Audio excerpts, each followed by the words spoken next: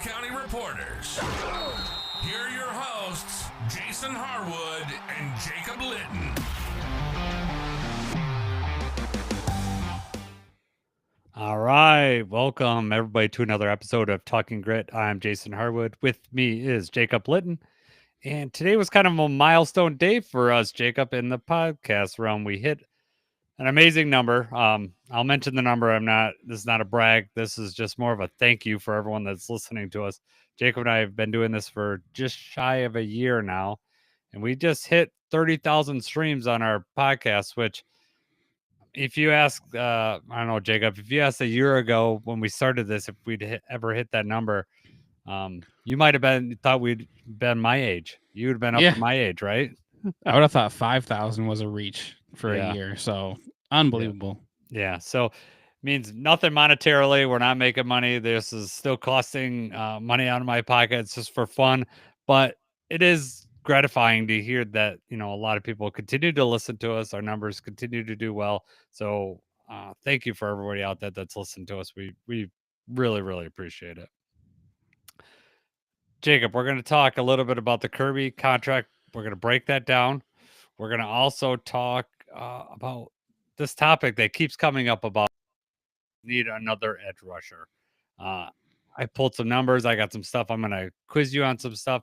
As the every fan, I'm curious what your knowledge of like our stats and, from our other edges and just the pressure rate and all that stuff. I'm just curious what you're going to just kind of represent the average fan because I haven't, you're certainly not an average fan, more than most, but just in general, we haven't talked about these numbers ahead of time. So I'm going to quiz you on these and then it'll kind of relate it back to do we really need another edge rusher in the room with the Lions? Because the big name out there is still Zedarius Smith. And, yes, it'd be nice to be reunited, but we'll talk about, the need on that. And then we're going to have a very early discussion on our depth chart, the Lions depth chart. We're going to go through each of the position groups. We're not going to be calling out or predicting a 53-man roster by any means, but just kind of like what position battles do you see out there at training camps coming up, and then we got a few more miscellaneous stuff out there. So first things first, over the weekend, you do anything good? It's all a blur, man. It's all 4 children, busy all the time.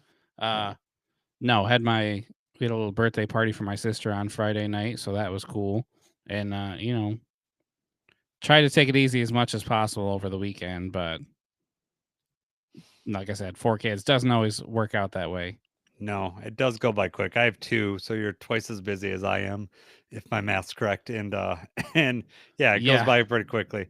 I Lions had late or Tigers had late games this weekend because they played in Los Angeles, and I think what was it, Friday night's game where they hit 4 home runs in the ninth inning. I had fell asleep on the couch. Boys woke me up like at the beginning of the ninth inning, got to see all the home runs, got to see all the action. I texted you the next day and you're like, I just saw it and I was just about to watch all the highlights, but it was fun watching it live. Yeah, unfortunately, I was asleep for that. I missed all that. Old man, Woke up and Jacob saw already sleep. All right. Yeah. Your kids woke you up. Yeah, exactly. Mine did not care enough to wake me up. No. And then went and saw Thunderbolts this weekend too. I haven't seen. I love comic books. I love comic book movies. I've been in a kind of a slump because I've not been happy with the Marvel movies. I haven't even seen the new Captain America movie yet. I'll wait till stream I have not that. either. I just, Did the you see reviews weren't Deadpool and great. Wolverine? I did see Deadpool and Wolverine, and I liked that. That was good. Thunderbolts was good, and I'm not gonna spoil anything about the movie, but I will tell you that there are some adult themes in there, and I think Marvel has been so much about humor and like cutting tension with humor that they kind of didn't. There's humorous parts in this movie, but they let some of this emotional part come, and it seemed like a little more serious movie, and I did like it, and I think that's why I liked it. It went into a realm that Marvel movies haven't went into. So if you're looking for a movie, I do recommend, if you're a Marvel like that kind of fan, I would go see it. If you're not, into superheroes, I don't think it'll be your cup of tea, but I do I do recommend going to see it. It was good. I like keeping it light though, and not getting too serious. I feel like that's the whole Marvel versus DC argument. Is that the DC movies are kind of, more serious and they're missing out. Yeah. So we'll see. I kind of like DC for that reason, but we're kind of Of different in course, that case. of course you Yeah, do. exactly. I like DC more than Marvel. Your sense of humor is down the tube. Oh man, no. I love Robert Downey Jr. I think he's perfect for Iron Man, perfect for that character. Uh, I like Superman. I like Batman. I like that angle. Um, I am one of the few people that liked Batman versus Superman. I thought that was a sweet movie, especially the Ultimate Edition. The one in the theater was chopped up beyond the plot was not great, but after the Ultimate Edition, they added like 30, 40 minutes of the movie. It was really good. So I do like that. But let's move on here. Let's talk Right? about It's not a this. superhero podcast. It is right? not. No. But we are going to talk about Superman. There you go. Nice segue, man. You're getting good. Yeah. Been a year and you finally got a good segue. Appreciate it. So Kirby contract, he signed the 4-year, $86 million over this last week. I'm not exactly sure what day they announced the breakdown of this contract, and I think it's very interesting. I had told you a little preview earlier today, Jacob, that hold on, what happened? I don't know what's going on. You froze again. He's finally gone, guys. This is Talking Grit. I am your only host. Oh, there he is. Am I back? All right, good. All right. So, geez, I don't know what happened there. Riverside's been screwing up lately. Anyways, so I waited for you to come back. All right, good. I didn't think you'd add anything without me, anyways. So I told you a little bit at work today, Jacob, that I might, have some disagreements with the way Lions broke this contract down. So on the first, It was hard because you told me that you had something you disagreed with, but then Yeah. we had to save it. I couldn't find out what it Yeah. was. So I have Right. been thinking, like, I wonder what his I'm problem is. So I'm not happy with how they structured this contract. The 4 Let's hear void it. years, 4 void years. So essentially, let's just go. There's 4-year, $86 million. Totally fine with the amount of money that Kirby's getting. I like the type of player you want to keep that player here. What I don't like is basically what they've done is they've basically every year it was a 4-year extension. So they've extended this year. So he's got 5 years left on this contract, 5 years left on the Lions. He's going to get paid a base salary of 1.1 million, escalating up to 1.4 million over the 5 years. So he's going to make basically the veteran minimum in base salary. He has a signing bonus of 10.01 million, and that spreads over 5 years of the deal. So that's going to count 2 million on the cap for the next 5 years. But what they've also done is they've added option bonus here. So each year, so he doesn't get one this year, but 2026 he'll get one of 9.625 million. So once the league year starts, so shortly after the Super Bowl, usually it's like 3 or 4 days after this after free agency. Usually it's after the league year starts somewhere in March that the bonus will trigger but they spread that out over 5 years. And he starts having a void year in 2030. So there's 4 void years on this. So each bonus year they go into the cap money goes into a void year at the end of this contract, which means if he takes the fruition of this contract and goes to 2030, all those void years add up and there's a $39.1 million cap hit in 2030. And he wouldn't be on our team. He'd be off the team. The contract would be off the books. I don't like the kicking of the can on this. I don't know if you've looked into the numbers quick on this and if you feel the same, but I will go into deeper like the numbers. But as far as right now, do you get where I'm coming from on it? Yes. So I have not overanalyzed anything yet with the contract. Obviously, that seems to be the way things work with the NFL is using those void years and kicking it further down. A lot of that is with restructuring and converting the bonuses and different things like that. So I don't have any reference to any other contracts that are set up this exact same way where the void years and everything are on right from the jump, right as soon as you sign it. that's a very large cap hit at the end of the contract. To be $39 million. That actually, I think that totals up the previous 3 or 4 years, right? Almost the life of the contract, basically, is what you're saying. Yeah, so it starts at 2026. So like because he gets a $9.6 million bonus. So that hits the first year. So 4 of those would be the last 4 years of the contract, and then the first year would be $1.9 million dead cap hit in 2030. Then 2027's bonus hits, which is 16.58 million. So it's almost double what 2026 is. And then that counts for 3.3 million for cap year for 5 years, but 2 of those are void years. And then the same thing for 2028, you get a $19 million bonus. 2 of those go into the cap year in 28 and 29 of 3.8 million. But then 2030, 2031, 2032, which are void years, they each get charged 3.8 million. And then the very last year, be 2029 option bonus is a $23 million bonus for that year. That's a $4.7 million cap year on the last year of the contract, 2029. But then there's 4 void years on top of that of 2030 through 2033. And each one of those are 4.7 million. But when you hit that void, like when you hit that void year, all that dead cap money happens at 39 million. It's 2 things that could help this out in 2029. Like I think the media contract runs out, so they're expecting a huge cap bump that year. And then 2031, there's supposed to be another one when the CBA runs out. So those 2 things could affect the cap number. So maybe the Lions are banking on that. However, I just don't see how you could have a $40 million dead cap hit on a player. I mean, that's a sizable amount of money that you're going to have to work around. So I just don't like how it's structured. I don't like the kicking of the can. However, it may be a necessary evil if we want to resign all the guys that we want to sign: Jameer, Laporta, Branch, those type of guys. Maybe that's the thinking, but I just don't. I don't Will want their contracts be set up in this same way, though? You know, Right. how far we keep pushing this down the line. I know. If you have It does seem like a ridiculous dead cap right away. I mean, that was the problem we had with Zedarius, right? We had the dead cap. We weren't able really to make that work. We ended up having to cut him.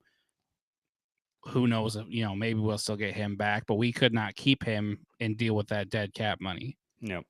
And now we may have set that, you know, we may have set that up for Kirby in 2030, right? Yeah. Well, I just think that at some point you're talking probably after the 2027 season, there's probably going to be another extension on the books or something of that nature, because I mean, and the closer you get to 2030, the better off, Kirby's in a perfect situation because the Lions, if they need to free up cap room, are going to have to extend him. He'll get, he'll have more negotiating power essentially, because he's like, oh, you got a $40 million cap hit. You're gonna have to do something with my contract. I don't like how I don't like how that sets up. You got the Jared Goff deal, which they set up. It's probably going to be restructured after this year because of the enormous cap hit that he's going to have. But they gave themselves some room to do that. I felt in like Jared Goff deal, whereas this is like already like pre-condensed down into like we can't do anything with bonuses. It's already done like that, like preemptively. And I would rather have more flexibility, be able to move the numbers around a little bit more than what they've done with Kirby. I mean, unless they just, I guess you're just expecting the salary cap to explode. You're expecting to have that much more money, and then you're expecting another long-term contract extension, and then you're, Yeah. I mean, he'll be 29 at the end of the contract. So, I mean, he won't be old by any Right. means. You would have some room to extend him 2 or 3 years if he's playing at the same level, if injuries haven't occurred. I mean, there's a lot of ifs, right? It's football. Exactly. Right. They they are pretty manageable right now if they were cut them after like 2026 or 2027, because the dead cap hit would be, like you're talking like, at that point you're talking like 12 to 15 million, just doing quick math. After 2028, it starts getting more expensive because more of that bonus money has hit the void years, which, again, I think we've talked about on the cap, but if you don't understand, like once the contract voids, all that money that is in those void years, doesn't matter if it's 2023 void year, it's all due at the time of that cap. And that hits at the beginning of the league year. And so by a certain point, you have to be under the cap. And so you got to negotiate quickly, and that has to be done. And, the player has all the negotiating powers in that if they're going to extend it. And that's why I don't necessarily like the way they've done this. The benefit, what the Lions see and what, is beneficial line is like Kirby's cap hit this year is only 3.8 million. Next year it's only 5.8 million. The following year is 9.1 million. So his cap hits are very low considering that he's going to be averaging $20 million a year salary during that time, 4-year, 86 million. So his cap hit's very low compared to the contract. But what's happening is you're kicking all that way down, and then all of a sudden you're going to have to, the cap's real. You're going to have to pay, that's going to have to be accounted for in the cap. So I don't know. I'm not a huge fan of it. I don't think it's the end of the world. It may be a necessary evil. Lions know more about what the future may hold than I do, but just in general, I don't like kicking the can down and having to pay for it because I think eventually you turn into something like the Saints, right? You turn into a team that can never do anything free agent wise.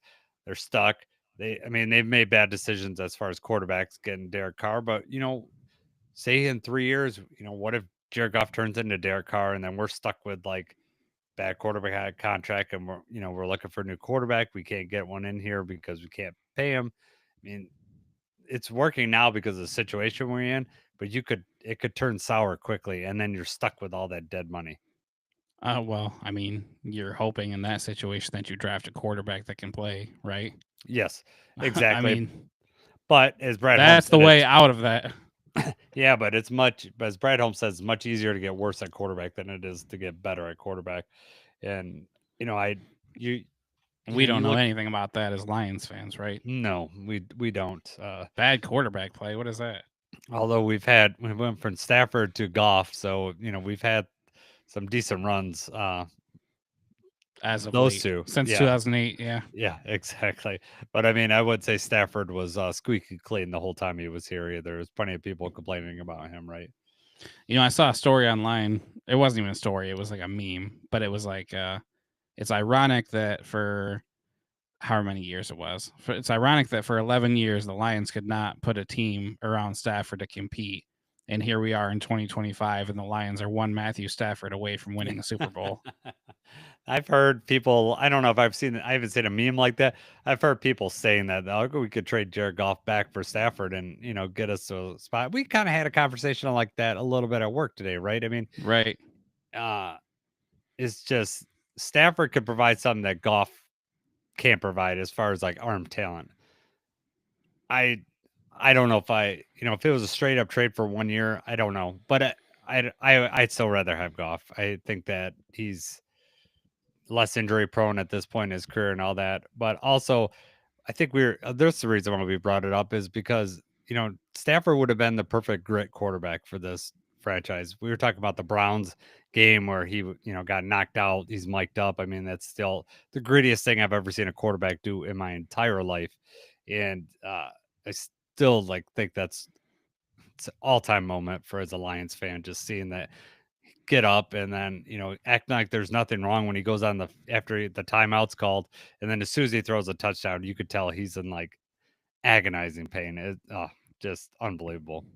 Gritty nature as a quarterback, and I don't know where this conversation is going, but it would be I would like to see I would not trade him, but I would love to see a Stafford like in a multiverse. You were talking about Marvel earlier, a multiverse where Stafford's like suddenly on this team this year, and just to see what the outcome would be. Right. Still like Goff this season and long term. Don't put me in that category, but I just as far as like would I love to see that version. Yeah, I'd like to see what would happen in that version of a Lions team. It's going to be more interesting about this year now that Ben Johnson's gone. The offense might look a little different. We'll see. we talked about this a little earlier too, but last year, the way the offense works and everything, I mean, these guys were open by design. Goff was running, he stuck to the game plan, he was running the play, looking for the open man where he was supposed to be. And a lot of times that's where Stafford was. Stafford come up to the line, Stafford reads what the defense is giving him, and then Stafford's like, okay, you know what? We're gonna peel off from whatever this read is gonna be. I'm gonna look for this guy right here. And we know Stafford, even if it's not quite there, maybe he's gonna force it, maybe he's gonna try to make something happen. And Yeah, Goff just doesn't really do that. Goff doesn't need to do that. He get everything schemed so well that people are wide open. And we talked about it. We don't have like a chance.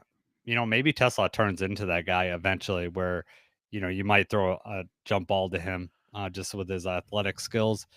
But Goff is a lot more careful with the ball than Stafford was.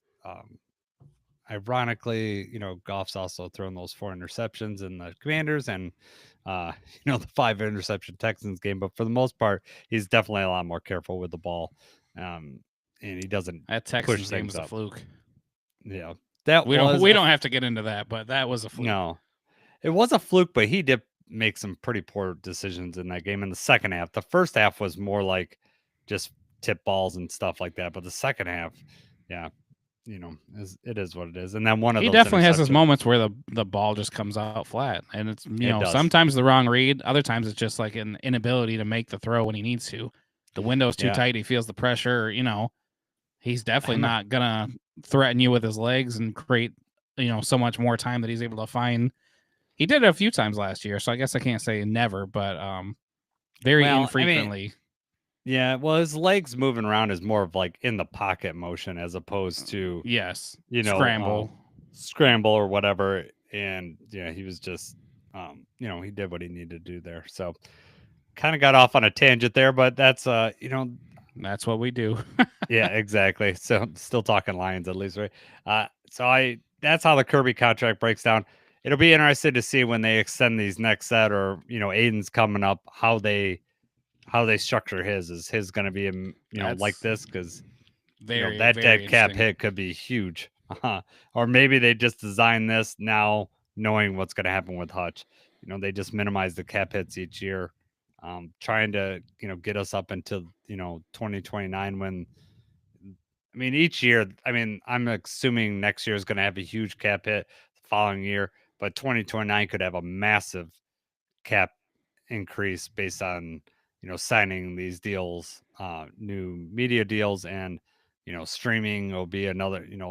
They keep selling these individual games out, like the Black Friday game, the Christmas game, and they're trying to maximize the amount of money they can get on each one of these games through these streaming services. Of course they are. Money talks. It does, for sure. All right, man. Let's get on to the topic here. First, we'll say, Frank, we'll talk on the edge. We're going to talk, do we need another edge? Frank, one of the listeners here, said, "What's up, fellas? Go Lions." He goes, he doesn't, in his opinion, we don't need another edge rusher. So I'm curious what your opinion is going to be, Jacob. Here's what I'm going to say. I'm going to start with overall. Let's talk with QB pressure numbers. Okay. I'm going to tell you right now, the Denver Broncos led the league in QB pressures total. They had 265. Do you think the Lions were in the top half or the bottom half in QB pressures for the whole season last year? Well, Hutch was a force for those games that he played. We're probably hovering around the middle, right? I would say we're top half. We are number 4. We were number 4 last year, 242 pressures, and that's with Hutch playing 5 games, right? Right. So do you have those numbers? How many pressures did Hutch have, though? I will. Yeah, I got all that. Yep. So I'm going to go over all his team stuff, and then I'm going to break down to individual players. So the next thing I want to talk about, Denver Broncos led in pressures. They also led in sacks. They had 63. The next best team was 54, and that's the Ravens. So the Broncos were way above everybody as far as QB pressures and sacks. But do you know where the Lions fell in sack totals last year? You think top half or bottom half? I already told you the QB pressure numbers. I feel like this is the same kind of thing with Hutch, though. I mean, Hutch led the league in sacks while he was there. I mean, yes, he fell off, but how long was he still the sack leader? For at Yeah. least a few weeks, or the pressures, he was still at the Mhm. top half for half the year. I'm gonna say top half again. Yeah, we were number 23. We had 37 sacks last year. So So, do you have a breakdown like by week or Mhm. by? Do you have that in front of you or no? No, but I'll tell you what I'm gonna do. I got a breakdown of Hutch's numbers, and then we'll get there. So I will. Hutch had, but when he played 5 games, he had 30 QB pressures. This is the NFL Pro numbers. PFF has different numbers than what NFL Pro, but I just did NFL Pro. Those are official stats, so that's what I'm gonna base this on. So if you see another service like PFF and you're saying that doesn't line up, I'm going off the NFL Pro. These are the official stat lines. So 5 games, he had 30 QB pressures. If you extend that out to 17 games, that would have been 102 pressures. He had 7.5 sacks in the 5 games. If you extend that out to sacks per 17, he's at 25.5. The next guy would have been Trey Henderson at 17.5. Right. So, I mean, And that defensive player of the year would have been a lock. yeah, exactly. And then this contract would have been even crazier that he's about to sign here. So he had 7.5 sacks, and then he would have based on his numbers, he was projected to do 25.5. That's a projection. I get it. That's not a guarantee, but let's just say that number happened. That's a difference of 18 sacks. If you add those 18 sacks that he would have gotten to the 37, that would have bumped the Lions to 55, which would put us at number 2 in total sack numbers for team Right. wise. So my first argument is, in the do we need a edge rusher? Well, we would have been number 2. We could have possibly been number 2 in total sack numbers with Hutch. So a lot of these problems that people perceive right now, the people that really want an edge rusher are, have short term memory, and I feel they have short term memory, and they forget how good Hutch is, right? Okay. So that's my first thing of no, we probably don't need another edge rusher. I will also say, okay, now your argument could be, well, I don't think he was going to get 25.5 sacks. I think that's a ridiculous number. That would have been an NFL record. Okay. It's And inflated because of the Tampa Bay game. it is, Obviously. but the 5th game, and then Hutch only played half of that, really played 4.5 games. So, I mean, you could take that into account. However, I will tell you that other players on this team get sacks because of Hutch's pressures, right? So even if he doesn't get to 25.5 sacks, Aleem probably gets some sacks. Pascal might get a sack, on the other side. They might run up into DJ Reader. Someone else is going to pick up a sack because of Hutch, because of the pressures he's creating. So even if he doesn't get to 25.5 sack, I'm going to say that roughly we get 18 more sacks as a team because Hutch is out there. That's my guess. That's my opinion, but I could be wrong. Who do you think? Who do you think was second? Or well, who do you? If Hutch would have played the whole season and had 102 pressures, who do you think would have been second? This person would have been second on the team. They had actually led in pressures, but because of Hutch's injury. But who do you think would have been second on the team? You The said this Lions. person did lead in pressures? They did lead in pressures for the Lions because of Hutch's injury. So they have more than 30 pressures this year, but they would have, say Hutch would have played the year, this person would have been second. Who do you think on the team had the second most pressures? Ooh. Aleem or Levi? It's Aleem. Yeah. And so my other thing is we got, I know Aleem's hurt. We got Tyleik Williams, right? And I feel that, the Lions would much rather have interior pressure than another edge rusher on the outside.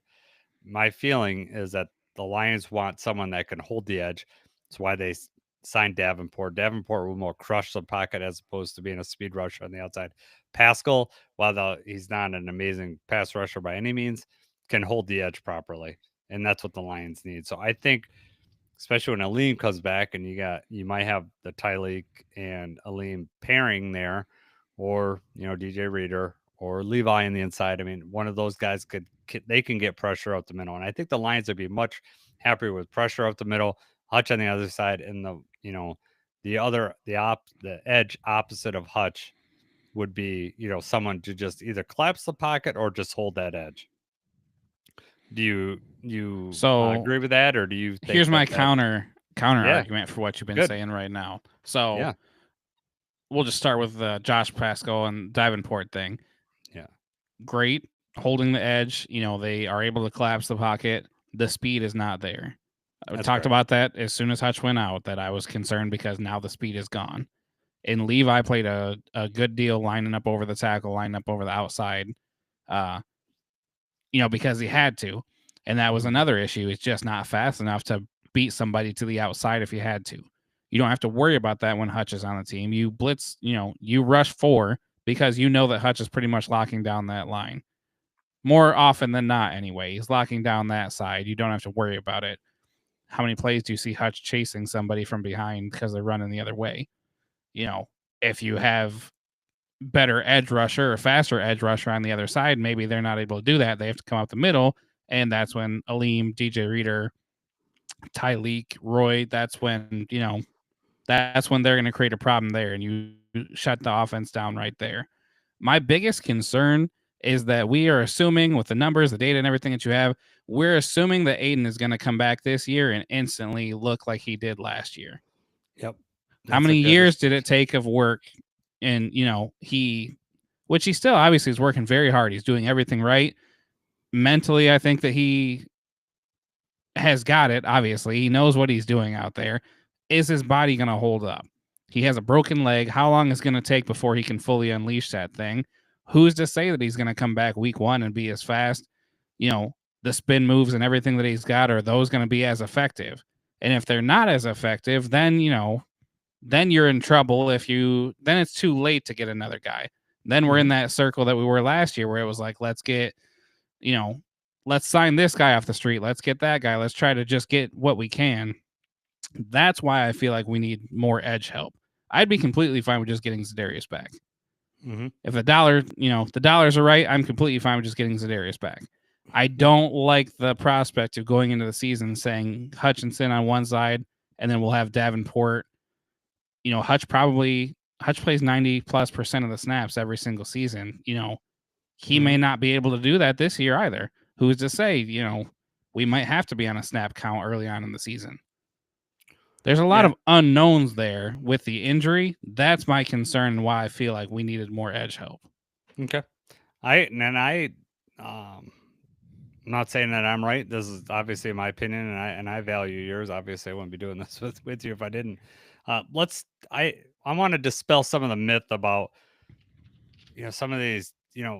I think Aiden Hutchinson is in that elite group of edge rushers. Okay, so we're talking the Trey Henderson, Myles Garrett, Max Crosby, T.J. Watt, that class. I'm going to say that Aiden belongs in that. So that group of 5, right? Are you? I agree. Okay. So I want you to, Trey Henderson led the league in sacks last year. Okay. With 17.5. He had 92 QB pressures. He played all 17 games. So, that's, he would have almost matched Aiden's 102 pressures, which is that's something to say, right? Who do you think, you probably don't know who is second. First of all, do you know who's second on their team with pressures? I'm sure you probably Sam don't. Hubbard. Nope, it's Joseph Osai. Okay. So he had had a tackle, right? Yeah, Osai's a tackle. 41 pressures. So the reason I'm bringing this up is I feel a lot of people think that, other teams just have this magical guy on the other side. And most of these top edge rushers, these elite edge rushers that Aiden's in that class of, they just don't have it. You look at Myles Garrett, do you know, this the ironic case is because Zedarius is involved with both of these guys, right? Do you know who is second in pressures for the Browns? I can't even name the other guy on the Browns on the other side. So it's Isaiah McGuire. So it probably would have been Zedarius had he played the whole season, though. Right. So it's Isaiah McGuire had the second most pressures. So this is my point. He's on the defensive line. So these are other, these guys aren't well-known guys, is what I'm saying. So it's not like if the Lions didn't go out and get this, huge edge rusher. None of these teams have this. Max Crosby. Do you know who's this guy? You might know.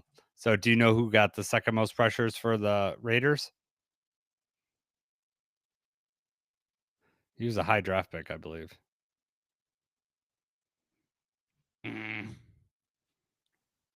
It's not coming to me. Tyree Wilson. Oh, he yeah, was yeah. second. So he was their first round pick, yeah. Yep, 36. He only had 36 pressures. Max Crosby only had 53 QB pressures last year. When I saw that, I was very shocked at the number. I would have expected that to be higher. He only played in 12 games. Do you have his double team percentage? No, I didn't. I'm sure he's getting. That's exactly right.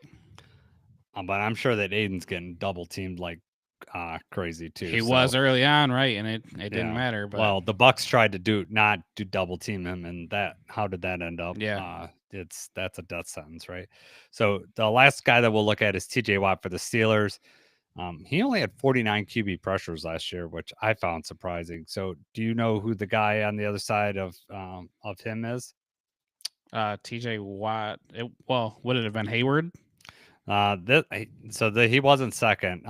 Alex Highsmith was actually second, 44 QB pressures. He only played in 11 games, so he would have gotten more. Highsmith's a linebacker, right? Or is he an edge? I don't. The way the Steelers play defense, you could probably right. categorize him as a linebacker, but he may be playing edge.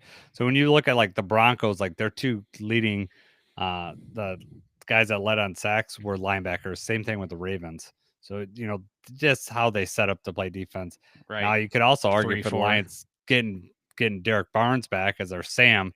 I know he hasn't had the sack totals, but that's what they designed for him, is that for him to get pressure on the QB. So that could be also added into the edge room, right? Like we get Derek Barnes out there and be able to rush the quarterback. Hopefully he's healthy this season too. Right. That's the same concern as coming back from injury, what he's going to look like. Yep. So I get what you're saying. And personally, I probably on board with you. If we can get Zedarius back on a reasonable rate, that makes me feel a lot better about that room. That honestly would alleviate pretty much all of my concerns. Yeah.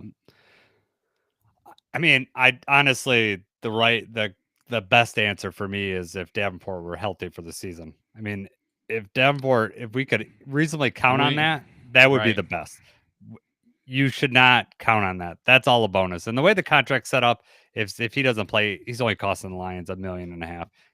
That's really very little on the cap.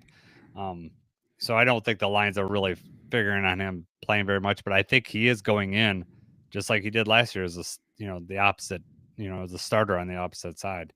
And I like his game. He is super strong, could collapse that pocket, definitely hold the edge. I mean, if he can play, that is ultimately the answer. However, Zedarius would be, he'd be nice to bring in. To say Hutch could only play 80% of snaps because we're used to playing 90.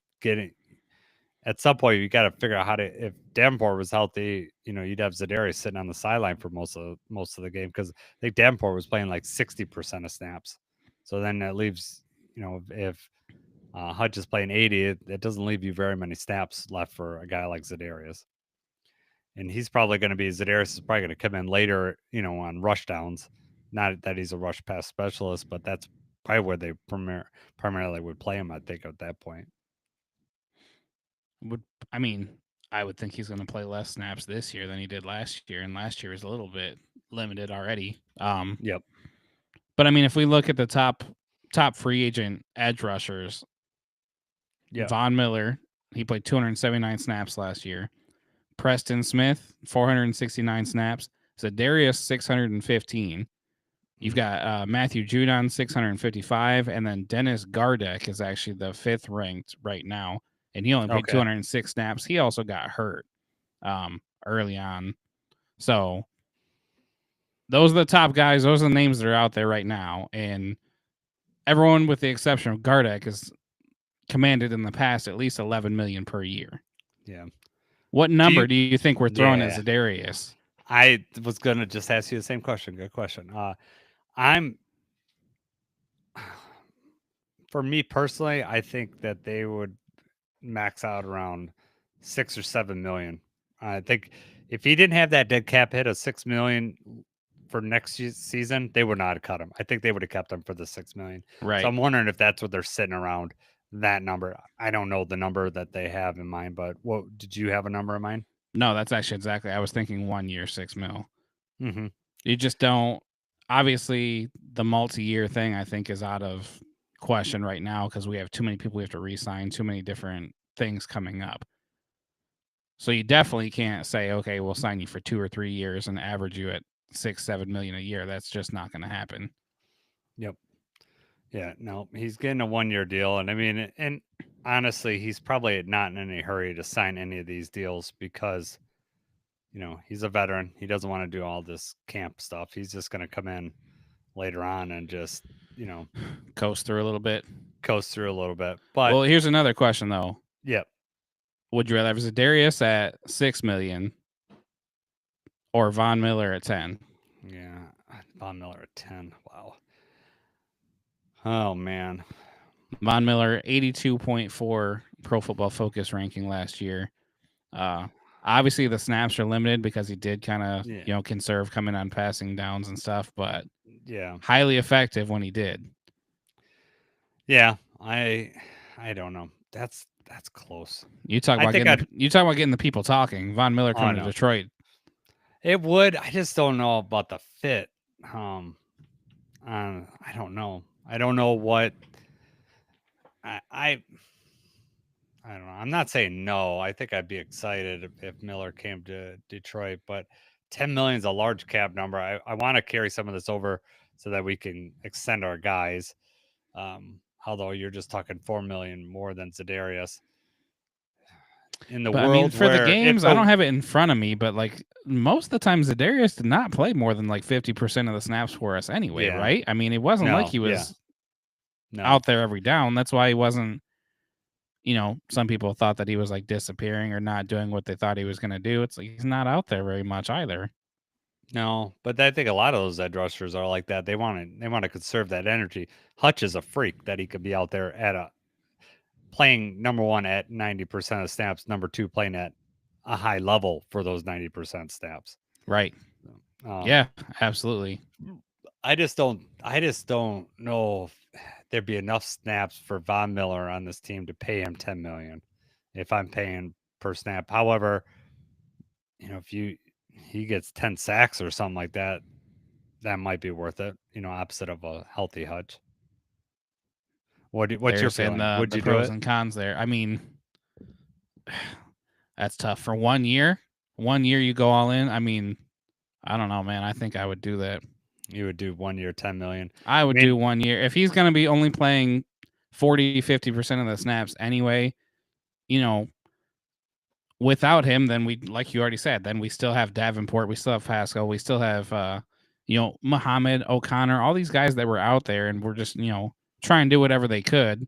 Would you not rather have Von Miller, even if he's only going to be playing 50% of the snaps? Yeah, we're gonna have to. You talk about a crucial third down in Ford Field. It's as loud as possible, and you've got Aiden Hutchinson, Ali McNeil, DJ Reader, or you can say Tyleek and Von Miller on your defensive line. You're sending one of those guys, at least one of those guys is getting home, and then you've got everybody else in coverage. Yeah. No, I could see the benefit there. I mean, what crazy. Do we not? 10 million is 10 million feasible though? Do you think Von Miller signs for 10 million in 1 year? What did Bosa just sign for? Like 12? I can look that up.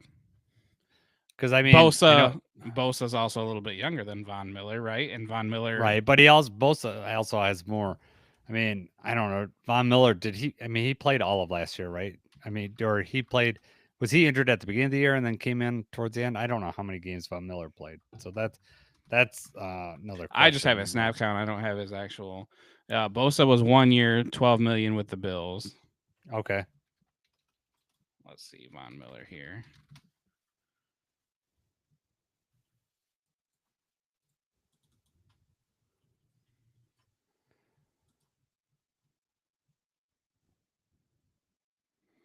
"13 games played. 13 games played. Had 6 sacks in those 13 games. Had 35 QB pressures.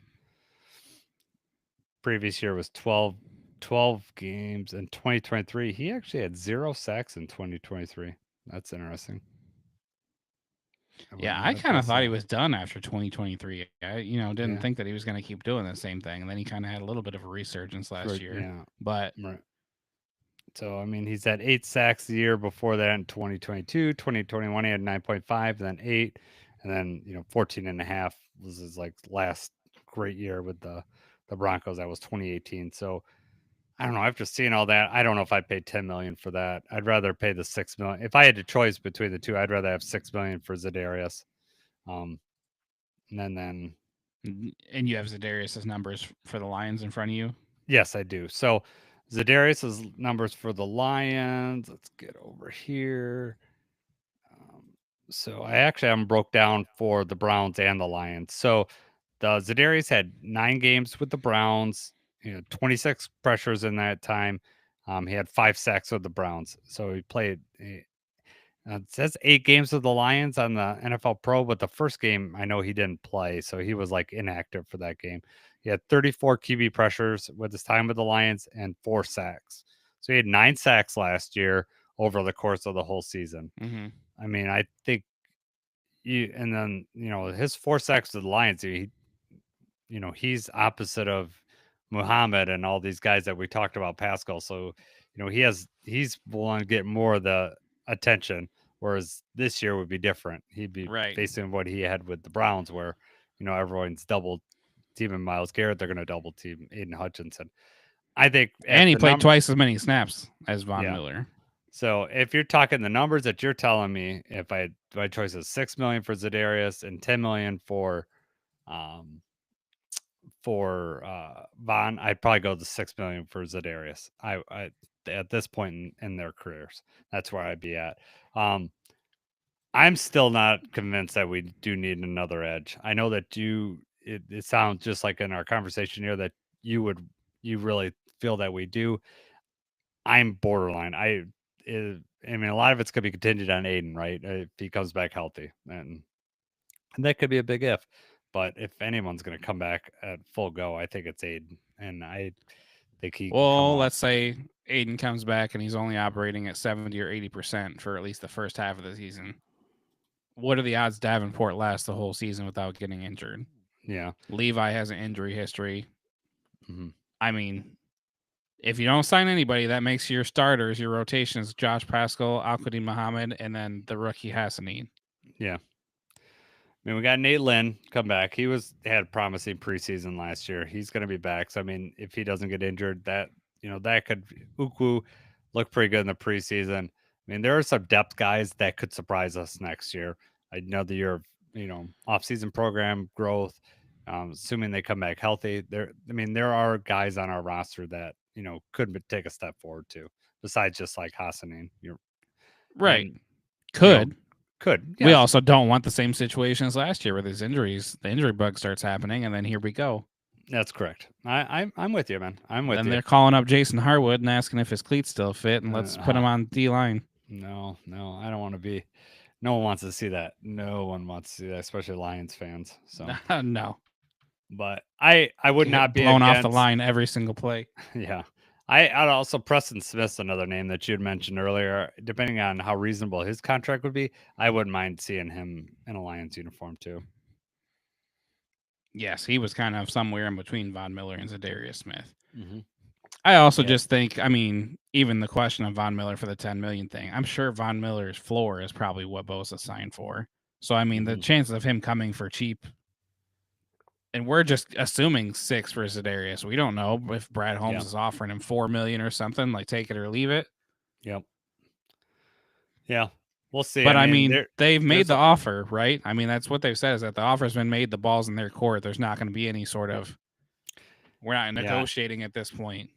Yeah, I'm pretty sure that they, that was probably the conversation before he got cut, was like, hey, this is what we're going to sign you for.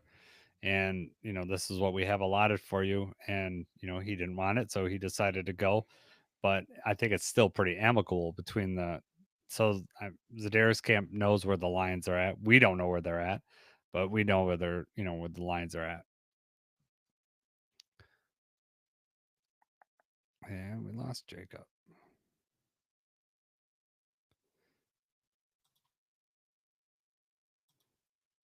All right, your turn to leave this time, huh? Yeah, right. I had enough of your bullshit. Yeah, that's right. That's Sorry, just the I'm way it live. goes. No, I meant to hit minimize. I don't know. Yeah, It said yeah, leave. yeah. You were just out of here. So Right. we've already kind of went through the edges on this team. Asking Davenport to be um, healthy the whole season. That's probably not going to be not going to happen. If we get half the season, I'd be pretty happy with that. To be honest with you, that's more than I'm expecting. You know, just getting Aiden back is going to be a big difference. It's going to be a question mark on how well he comes in. Um, we've seen the new workout video with Aiden. You want to touch on that a little bit? You were kind of surprised at some of the I won't say backlash, but surprising takes on the video, I guess. Right. Yeah. So, we see the video. He's got the leg sleeve on and everything. He's working out. He looked much better than the last video. And I thought it was really encouraging, to see him out there. He's still working hard. He looked like he was moving a little more fluidly. He was moving faster. Still not 100%, but I mean, he's definitely coming along. So then, yes, I was surprised to see people commenting and sharing and talking about, how he was cooked and how bad he looked. And, talking about how he'll probably never get back to what he was before. And I didn't get that from it was a short video clip, but I did not get that perception of it at all. No, What were your I thoughts? I mean, I was more encouraged. I was like, all right, he's running around. I mean, he's doing edge drills now. He's running around the circle. He. I mean, Aiden to me has always looked kind of clunky running. Like even before he was hurt, he's a big man. I mean, he's super tall. Just the way he can bend is pretty amazing. But he doesn't look like the most smoothest athlete that I've ever seen. What he can do and his motor are what really sets Aiden apart from everybody else. And you know, he- and his smarts and his football IQ and stuff like that. But he looked much better running. And some of that stuff, like I pointed out to you, when he was running on the treadmill, at least when it was flat, the treadmill wasn't on. He was pushing that treadmill with his legs. Like he was making the belt spin with just his legs, which you know I was impressed with his broken leg. I mean, obviously got all the strength back in there, and then he was doing hill climbs at full sprint speed on that treadmill. Looked fine to me. I didn't get the backlash, and I don't know if that was just clickbait stuff or what, or if people really thought that. But I was, I mean, light years ahead of the previous workout videos that we've seen from yeah, Hutch. right. I mean, I'm assuming he's going to be ready for contact and training camp. Whether the Lions let him do that, I don't know. If it's up to Hutch, I'm sure he's going to want to be at full go. But the Lions might also, um, take it a little slower and just kind of ramp him up. I mean, he hasn't played football, in quite a long time since week 6 of last year. Do you think that the Lions are going to wait to sign him to a contract before they get him on the football field? Do you think that's why we didn't get the contract around the time the Kirby is? They want to see what he does on the football field to see if he is fully healthy, to see if there are any residual effects. Do you think that has anything to do why we haven't seen a contract extension yet? I mean, that makes sense. From the Lions standpoint, from Brett Holmes and everybody, you're throwing a bag at him, which he Hmm. definitely, played up to and deserved up until the injury happened, which sucks because injuries do happen. And like I already said, there's a chance he doesn't go back to what he was before, at least not right away, too. So I would say it's a possibility, but I mean, I still feel like the contract is coming before the season starts. I think so too. I know when Decker had those off-season surgeries and before they give him an extension. Now I know Decker's older and stuff like that, but they basically Dan Campbell said they want to see him on the field before they did anything. So I could see, before you're offering someone 40 million per year, you're going to want to see how he come back from the injury and how he's reacting to competition, and can he do it one day and then do it again the next day and then do it again the next day without you know having any problems. So I um we're saying this all with your 97 jersey over there and over your shoulder then. Yeah, this is Milo's. Is that my? I was gonna I- say you don't own a blue. I didn't think you owned a blue This is Hutch Milo's. jersey. I told him I'd put it on here so it'd be in the background of the All podcast. right, good. All right, good. Shout out to Milo. Thank you for doing that. Thanks for Yeah. giving us a backdrop. So, is there anything else that you want to talk about the Edge? Or the only thing I want to add, I did read this. So, when I was doing some research for this, I found this PFF article, and this was written, like when the NFL was 6 games in. I think it was in week 7, weeks right before week 7. And this is what they said. This is an excerpt about Hutch. It says, through 6 games, there was hardly any players on either side of the ball better than number 97. They had PFF. This is what I was saying. PFF has different pressure numbers. He has 45 pressures, led the NFL by 10. His 8 sacks were tied for the most. He had an absurd 38.3 pass rush win rate, led the NFL by nearly 11 percentage points, and he had an overall PFF grade of 94.9, which was second, only trailing the Saints center Eric McCoy. So what I'm telling you is he was in a class of his own. He's above Myles Garrett. He was above all that. And when we're looking at adding an edge, there's no one better than adding Aiden Hutchinson back to this team. Even like if you say he's not fully back and 80% Aiden is still a considerable talent to add to this team. Oh, definitely. So I just thought that was interesting. I'm not convinced that we need another edge. I would like to see Zedarius back this year at a reasonable contract. And I think that reasonable is the upper end is 6 million. I don't know if the Lions will go above that, to be honest with you, unless an injury happens or something that, causes us to go spend that money. I would even be okay with just another veteran out there. I mean, I don't have the names in front of me. I only have the top ones, but somebody with experience, somebody that's out there can float around a deal for $1 million or whatever, just to get another veteran back there. Yeah, I think that eventually, especially when Aleem gets back, especially if you pair him with Tyleek, if they decide to do, they could do a 5-man line.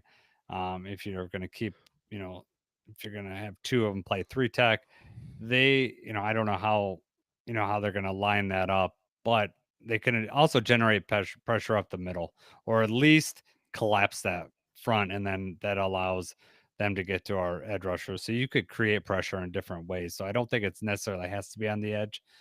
Derek Barnes, like I said, mentioned earlier, that could be another avenue, or we blitz, we blitz Branch or someone else. I don't think DJ Reed really has any corner. I don't think he's going to be coming off the corner. I think it'd be mostly from your nickel or your linebackers that you're going to send.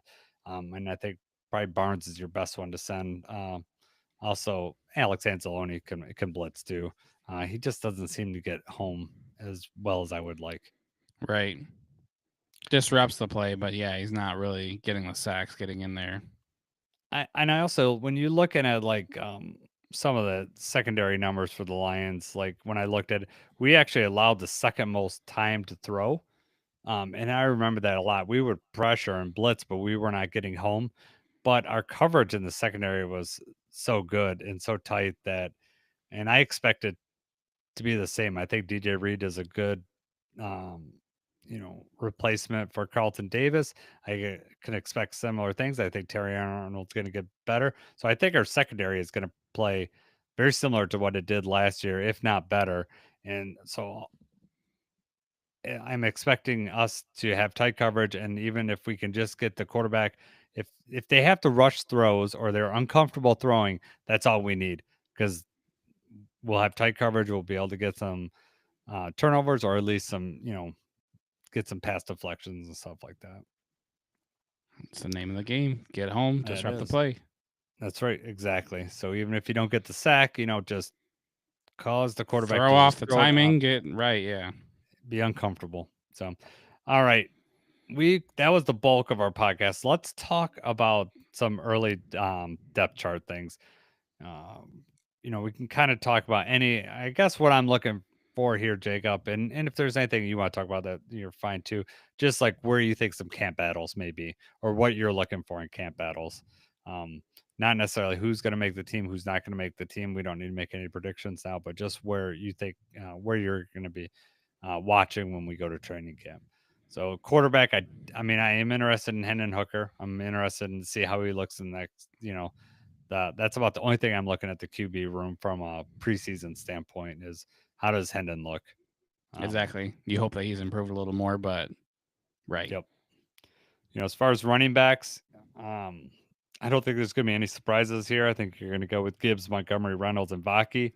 I want to see Vaki, right? I mean, Vaki's the wild card. We kind of know what we're getting with the other three. This will be Vaki's second year. What did he learn the first year? Right. Looking for the He's got growth, see if he stands out, see how he looks different. Got a new position coach this year. They got a new running back coach with the Lions. Scotty Montgomery moved up to wide receiver, so it'll be interesting to see how that room, see if it's any different. But yeah, I want to see Vaki. I'd like to see him. I'd also like to see him get some, especially in the preseason game. He had some really good looks, really good runs, and then also he can catch the ball too. I want to see him out of the backfield. Right. Other than just the fake punt. Yeah. Wide receiver room. I think that this one's pretty much locked down who's going to be on a roster outside if some injuries happen. But you got St. Brown, Williams, Patrick, Khalif, and Tesla. I think those are your five receivers that you're going to see make the team. If anyone else makes it from, in the wide receiver room, it's either due to injury or they're going to be just the special teams like a gunner or something like that, like a Lovett or Kennedy will definitely be on the practice squad. That's just the way he is. Yeah, right. It's going to be interesting for Tesla to see how he looks. And, I don't remember the anticipation, I guess, or the pressure that you would put on a third round pick. A lot of people, kind of feeling up in the air about trading up for him and everything like that. So it's weird that the pressure is going to be on him right away as like the fourth or fifth receiver on the team.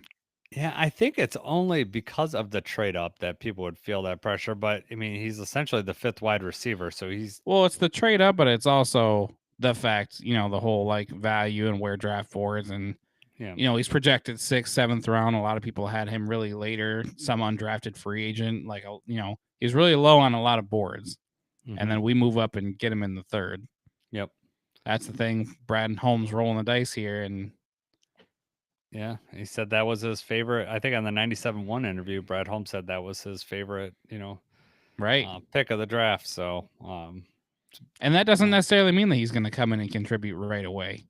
No, it doesn't. But the pressure is on him, probably a little bit unfairly because of that. Yeah, I think. Well, I don't. All eyes will be on him. I don't know how much pressure. As long as the Lions are winning and moving the ball, I don't think that pressure comes in that standpoint. But people's interest will be piqued with him, much like they were with JMO. When he came in at the end of the year when he was injured, he scored that touchdown in the first. JMO was under an immense amount of pressure. Well, I don't know. He was a first round pick also, but I mean, yes. But also, I think it was just an immense amount of interest. I don't know, like we were winning. So I don't know. I think it's just different. I look at it as different from that. We're not expecting him to come in here and light the world on fire. Everyone's going to be interested in him doing well, but also I don't think if he doesn't and we're winning and Amon-Ra, JMO, Tim Patrick, Khalif, they're all doing their jobs. I don't think that, for me personally, I won't be mad that Tesla's not doing his thing. Exactly. It's a little bit different for us, but I mean, and maybe, like I said, maybe the third round pick thing is not quite as bad, but for JMO, absolutely, people were on his ass all the time. They, they expected some of that was they the expected, off the field. Well, yes, but the off field stuff. I think, to be honest with you, if I had to say, I think the pressure on that pick would be more on Brad Holmes than Tesla. To be honest with you, it's not Tesla's fault that he was on third pick. I think people would be more mad at Brad Holmes if Tesla doesn't come out and do things. But I think anybody that thinks he's going to come out here and just light the world on fire in his first year, they're going to be all disappointed because I just don't see that. I just don't think that's in the cards for him. So you're Tesla, right? Mm-hmm. You're Tesla right now. You grew up a Lions fan. You played at Hillsdale. This is your team. This is your city. Draft day, they move up. They get you in the third round. it's all a dream, and then instantly you're hearing the backlash. Brad Holmes, why'd we pick this guy? Why'd we get him here? You don't think he's feeling the heat? You know, he wants to prove Brad Holmes right. He wants to prove the team right. But I think, okay, my thing is on these guys, the way the Lions pick some of these players is they just love football, right? And so that's the mindset that you have to go in. I need to go in and get 1% better every day. And that's what you hear preach to these guys. And that's, I know what because the players say it, I know that the coaching staff is saying it to them. So as long as he keeps that in mind, that he just needs to get, a little bit better each day and keep stacking days, then I think that then he'll be fine. If he starts worrying about all that chatter, then there's going to be a problem because he's not going to be able to live up to that he's going to be the fifth option wide receiver. We're not even talking about, Gibbs, Montgomery, Laporta, Right. all those guys. If you think that there's not enough footballs on the field to, give him the stats outside of like an injury happens or something like that, they will set up plays. And I think that he plays a unique option as a big slot that we don't have before. So they could set up, you know, plays for him or packages for him. So I'm not saying they won't do that, but anybody that thinks he's going to come in here and light the world on fire, then that's on them more than anything else. He just needs to come in here and get better. Next year is the year we're looking at for me for Tesla. If we don't get Patrick back, as Tesla moves into Tim Patrick's spot, okay, then the pressure starts to mount a little bit. This year is all about growth and learning a new position.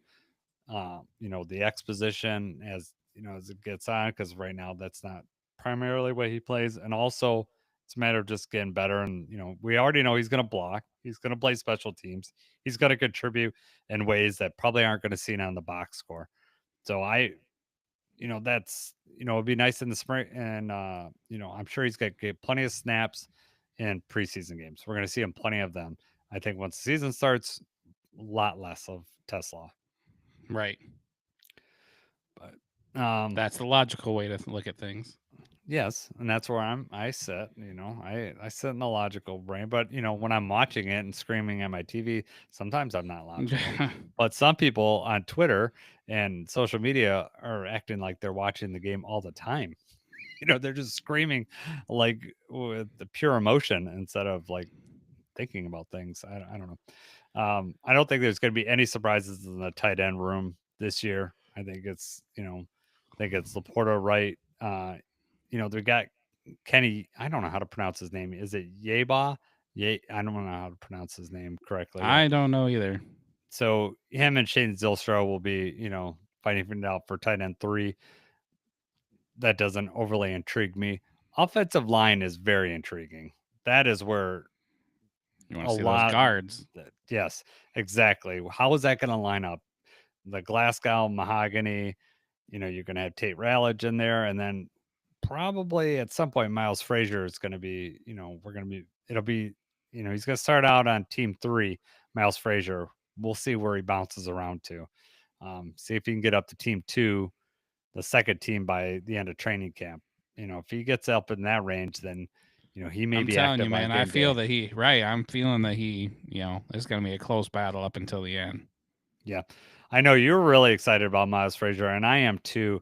I just like what we did at guard, getting Ratledge gives, and hopefully Mahogany comes, and does his thing, and Right. he just solidifies that he wants to be a starter, and Ratledge gives Graham everything he can get, and we'll see how that all shakes out.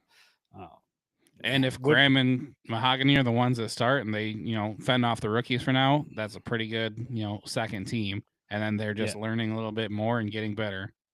Yep. And then at some point they'll someone will get supplanted or someone gets injured, unfortunately, and they'll be in there. I mean, our depth at that position, after this draft was, I'm really happy with that. Yes.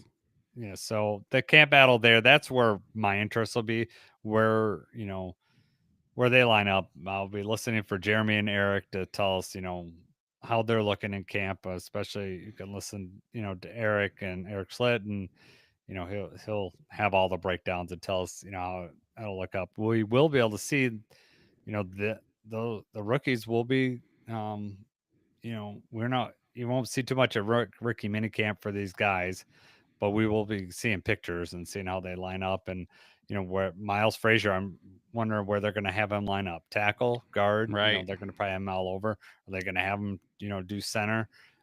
Maybe not this opening weekend, but who knows. Edge. So are you interested in all? I mean, Hassanin, right? See what he looks like, right? In Honolulu Blue. Absolutely. I actually, I didn't look today. I've been trying to look to see if they announced any numbers for the rookies. I have not seen any yet. Not for the Lions. I've seen other teams announce this, but I've Right. not seen the Lions. But if they don't get announced, we'll kind of see, and these are early numbers because they can also change right up until, Right. the roster, depending on who gets cut and all that stuff. So, Yeah. No, we'll definitely see. like seeing the jersey on, like seeing what number they go with, like seeing how they look. I mean, pretty much everywhere else on the defensive line, there's no other new names, right? Yeah. I mean, that's the only No. one. Yeah, so your starters right now, as I see it, are Hutchinson, Davenport. Levi will play both inside and outside. You got Pascal on the outside. Then you got Elquidine Muhammad, Hassanin, and then guys we mentioned in our previous segment. You got Nate Lynn, Isaac Ukwu, and then they have an undrafted free agent, Keith Cooper Jr. He's going to have a tough time making the team undrafted on there, but who knows? He could end up on the practice squad. Defensive tackle, now we got our number one draft pick, right? Tyreek Williams is in this group, which is he's going to be a lean for probably the first month and a half of the season. At least the lines are going to be, That's what you hope. maybe even 2 months, right? You're hoping that he comes in and just plays the 3 tech next to DJ Rader, next to Roy Lopez, and does an admirable job. Pat O'Connor's still on the line. You got Makai Wingo had an injury. Hopefully he can come back. We re-signed Miles Adam, who we picked up out the practice squad from Seattle last year. Broderick Martin's the other name in this list, right? And this seems like the last go round for Broderick, right? He's going to have to do something in camp to be able to make this team. Yeah, we talked about this before. I just, unless he's been working all off season and really taking it more serious than he has been, I don't know how he makes this team. Yeah. Outside of an injury, that's going to be tough. Or, if he comes in here and balls out, that would be great. But absolutely right. But, he just chance after chance, he hasn't done it yet. So, we'll see. Yep. Maybe he's feeling the heat now. And if he doesn't make it, that's the first big miss of, Brad Holmes drafting, right? Right. He traded up and got him early. It's another one like we talked about. Tesla, wasn't expected to go in the 3rd round. He was, Broderick Martin was definitely a late day 3 pick, by most boards. Right. And, we traded up and got him. He has measurables that are awesome, but he just hasn't all put it together. So we'll be interested in seeing that in camp. Broderick Martin, how he does, and obviously Tyreek Williams. I really want to see, how we're going to use him. I assume it's just mostly in the Aleem McNeil role, but I want to see how he looks. From far away, he's going to look like Aleem. Yeah, exactly. and I'm not going to complain about that. I love Aleem McNeil, and we have 2 of those on the team. That just makes very dangerous when they're both healthy. Definitely. Linebacker, you got Jack Campbell come back, Alex Anzalone, Derek Barnes is back, should be healthy. Malcolm's coming back. He is going to be hurt. We did sign Grant Stewart from, he's mostly your special teams guy, but the Lions didn't sign him just to play special teams. He's going to be in the Malcolm Rodriguez spot until Malcolm comes back, at least in my opinion. You still got Trevor Nowaski, Anthony Pittman, Ezekiel Turner's back, Beauplan, and Duron Gilbert rounds out the last 2 linebackers. It's a solid room. It's not full of world beaters, but I like that room a lot. I like the way it's built. Outside of Stewart, we're returning everyone else from last year. Mm-hmm. I do not have as much faith in the depth of that room as you do. Yeah, but I'm hoping. I like Stewart. I think he could play really well. And then Malcolm's a backup. If Campbell, Anzalone, and Barnes are in there, We will lose Malcolm on special teams because he's also a very good special teams player. But Grant Stewart is an excellent special teams player, so that he's kind of replaced there. When Malcolm comes back, that's decent depth for that room. Trevor Nowaski is not a bad. I don't want to count on him for a ton of snaps, but if he gets an He's had injury his during the game, moments for sure. yes, yeah. The other guys on this list, yeah, I mean, Pittman's more of your special teams player. Ezekiel's definitely depth. The other guys are definitely. We're hopeful we're not getting down that far in the depth chart. Hopefully, these Campbell, Anzalone, Barnes stay healthy this year for the most I part. mean, we didn't draft a linebacker. We did not address the same position at all. So God forbid Barnes isn't ready to come back, or where's the depth there? Yep, I know. It's but you're gonna have holes somewhere. I mean, you can't draft guards, and I mean we needed to have. I mean, everyone that we drafted, I think, was other than our second wide receiver that Right. we picked, and that's a 7th rounder. So it's not like if you're expecting a 7th round linebacker to come in, that's a Right. special team player, 7th round linebacker, at least initially. I mean, you could develop those guys. I mean, Malcolm Rodriguez, 6th rounder, and he came in. That was an anomaly. And it also spoke to the depth of the team at that point and the depth of the linebacker room at that point. Yeah. A lot different now. I don't think we've signed any linebacker like undrafted free agents though, have we? No, there's no listed of undrafted free agent linebackers. So I think that they think they're pretty. This is the room right now. Hopefully, I don't know how long Malcolm's going to be out. I'm assuming about the same time as Aleem McNeil. I would think like a month and a half, 2 months into the season, but I don't know. He got injured a little bit earlier. He got Thanksgiving. I was just trying to think. Day. Yeah, I'm just thinking it was all these injuries are a blur. Yeah, it's just like one right after another, and then everybody's so many out. of them. Yeah, exactly. Cornerback room, not much surprise here. You're gonna have Arnold, DJ Reed. You have a Meek up there, Ennis Rakestraw, obviously. The question mark is Avonte Maddox. Where he's gonna play, because is he gonna? They're gonna play him at defensive back, or they're gonna have him play at safety. Because he could be the veteran safety presence that we need. Because we need. We'll talk about that next, but we need after Branch and Joseph, our safety room is very thin. If either one of those guys got hurt, that's kind of scary room. Right. Yeah. So, the Lions re-signed Dorsey. They got Rocky Sin. At the bottom of our depth chart is Stanley Thomas Oliver, and then we did get undrafted free agent Gavin Holmes. I'm expecting the room to be, Arnold, Reed, Robertson, Rakestraw, Dorsey, and Rocky Sin, and then depending on where they put Maddox. I mean, I'm expecting that's where the room to be, somewhere in there. I think that's a safe pick. I don't know much about Gavin Holmes, but obviously, undrafted free agents, if they're balling out, they, if they earn the roster spot, they're going to earn the roster spot. Yep. No, the Lions will it doesn't matter. I mean, if they're all playing Rocky Sin, then he's probably going to make the team, especially if he can do special teams and all that. Right. Those things at the bottom of the roster guys that have to do, and the Lions take special teams, obviously very seriously. Safety, Brian Branch, Kirby Joseph. We drafted Dan Jackson, who a lot of people are excited about. Yeah. I mean, I'd be lying to you if I told you that he was on my radar, that I had heard of him, before the pick. After the pick, I see all the things about him. You're reading up on him, you're seeing some highlights and stuff. I can see it. I definitely would not say that a roster spot is guaranteed for him right now, but the special teams and the ability and the fact that we do have a very thin safety room, those are all things that are on his side. Yep. My question to you though, do you think we sign a veteran safety before training camp, or do you think, the Avonte Maddox thing, do you think they're sliding him over? I think that there is a chance that we sign a veteran safety either some point early in the season or during the off season. Just depends on how this room looks, because the depth is Maurice Norris, Lawrence Strickland. We have an undrafted free agent, Ian Kennedy.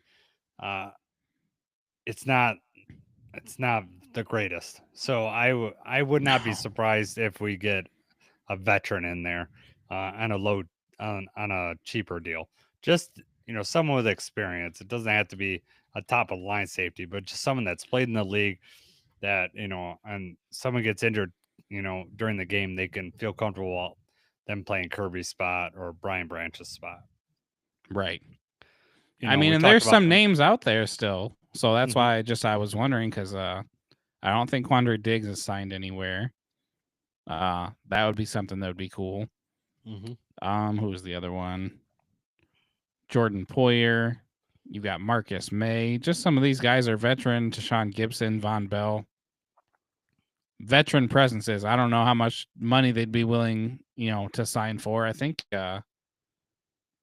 Tashawn Gibson, I think, has been around a very long time. So I also don't want like a Jamal Adams kind of thing where he's here, but he's not really here. Yeah. Anything's gonna be a veteran minimum deal, I think, at this point.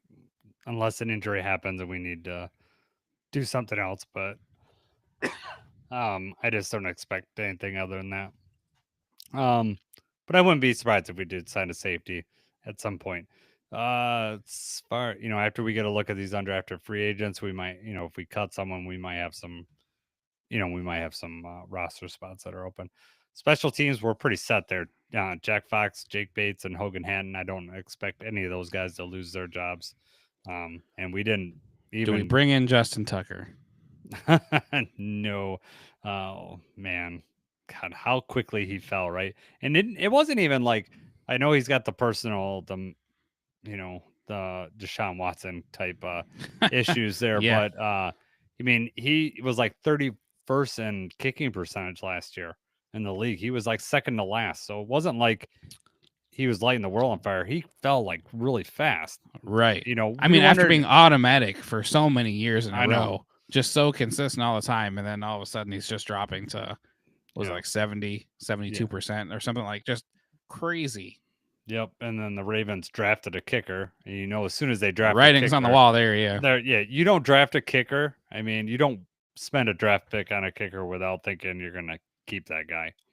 I mean, that's I don't think you spend a draft pick on a kicker, but I get you, and I'm probably with you for the historically, most when does part. that work out? I mean, Even the high ones, you look at, what they're rare. Well, remember the Raiders spent Sebastian Janikowski sent a first round pick on a kicker, which that should get you fired if you're a GM. I'm sorry, but that's ridiculous. right. But the funny thing about that is Janikowski was their kicker for how long, and Oh, was I a know. good kicker for how long? Like, Exactly. No, and that's one of the rare cases it works out. But even spending a first round kind kick, of, but right because what you gave up, it's like yeah, was that worth it? I mean, yeah. So that was that's before I was watching the draft religiously, so I can't even yeah, imagine yeah. hearing the kicker going first round. And it was like I don't even think it was like the end of the first round too. I think it was in the 20s somewhere when it happened. It was If I pick remember. 17. Was it 17? Okay, I was thinking it 17. was in the 20s. That's Couple even picks crazier. later, the Detroit Lions at pick 20, we picked a big offensive tackle out of Oklahoma. Do you remember his name? Nope. He had a brother that I think played for the Packers. Yeah, I don't know. Who was it? Stockar McDougal. Oh God, yeah. Yep. We drafted some big offensive lineman that just didn't work out. Aaron Gibson was one of those guys. Like, But right after Janikowski, Sean Alexander, running back. Oh yeah, for the Seahawks. Keith Bullock, linebacker for the Titans. yeah. There's guys out there that guys. could have been more important to you. So yeah. Yeah, that was I think when Al Davis was still running the team, and he always wanted to make a headline more than build a football team. It felt like to me, and mission accomplished then, huh? Exactly. All right. So a couple of things before we head out of here. The Lions canceled mandatory minicamp this year because we're doing the Hall of Fame game. So I think training camp's going to be moved up a little bit. So it'll be interesting. That might start, late July instead of early August. So we'll see when we're going to be able to go up there. That may impact our schedule a little bit. And, that obviously gives the Lions an extra game because of the Hall of Fame game. So we're going to get an extra chance to see Tesla and the guys at the bottom of the roster. Do you like that or no? Do I like that we got the Hall of Fame game? Yeah. I like. Excuse me, man. I got a cough a lot. No, I don't like that we have an extra game. A team that was riddled with injuries, I don't want to give us an extra game to get any injuries. However, do I like that Lions football starting earlier? Yeah, that's fun for me. I mean, more football's good, but as far as like overall for the team, yeah, I'm not exactly excited about the prospect of someone getting hurt because of it. What about you? I don't care for it. I mean, I get that, like, a lot of times if you have somebody being inducted in the Hall of Fame, so they'll have your team play. We don't have anybody being inducted. I know. So I don't know exactly are we just such a big draw that we're going to be selling more tickets for this Hall of Fame game? I don't quite understand the angle there. Like you said, with the injuries and everything that we've already had, it doesn't really make sense to me. I am not a huge fan of that. Yep. But now that we're doing this, we've been doing the podcast for almost a year now. I'm getting way more analytical than I've ever been and way in deeper with roster than, normal. Yeah. So from that perspective, that's cool. We're going to see a lot of these undrafted guys and see a lot of the smaller, they're going to get an extra chance to show what they got. So that's cool. Yep. Yeah, no, I like it from that perspective and just, have another game to talk about or whatever. But overall, doesn't do too much for me. All right. I am coughing way too much. We're going to have to wrap this up. So rookie minicamp is coming up this weekend. So we'll talk about that next Monday when we go live. That's May 9th through 11th.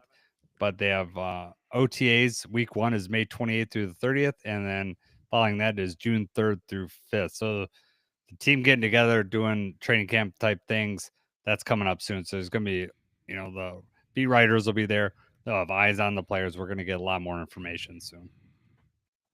The season is coming. It's schedule being released. When was it? May 14th, May 17th? Yeah, so a week from tomorrow, or from us recording this, a week from tomorrow. So, yeah, not Wednesday, but the following Wednesday. So we'll have a podcast on that for sure.